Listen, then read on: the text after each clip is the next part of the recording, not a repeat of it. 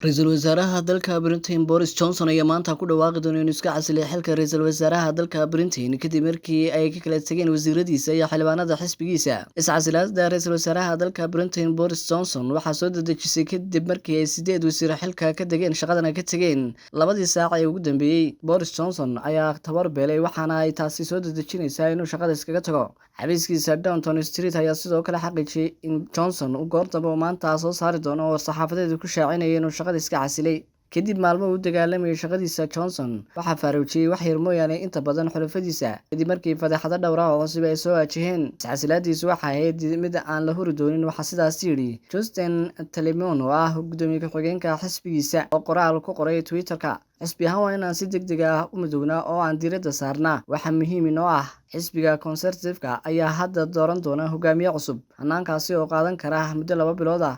Ma cadda haddii Johnson uu sii hayn doono xilka ilaa inta laga dooranayo qofka noqonaya ra'iisul wasaaraha Britain. Inuu iska casilo xilka hogaamiyaha xisbiga ka sokow ra'iisul wasaaraha waa inuu sidoo kale xafiiska ka tagaa. Waxaa sidaas yidhi Nick Gibbs oo ah xildhibaan ka tirsan xisbigiisa kadib markii waayay wasiiro tiro badan wuxuu lumiyay aaminaadda iyo sharci ahaanshaha uu ra'iisul wasaaraha ku sii han karo. Taageerada Johnson ayaa baaba'day intii lagu guda jiray mid ka mid ah 24 saac ee ugu qalaasaha badnaa taariikhda siyaasadda Britain, kaasi oo tusaale u yahay wasiirka maaliyadda Nadem oo xilkaasi loo magacaabay Talaadadii inuu kaasi ra'iisul wasaaraha ugu baaqay inuu iscasilo. Nahaway iyo xubno kale oo ka tirsan golaha wasiirada ayaa xalay tegay xafiiska Downing Street si ay ugu sheegaan ra'iisul wasaaraha Johnson inuu shaqada iskaga tago, waqtigiisina uu dhammaaday.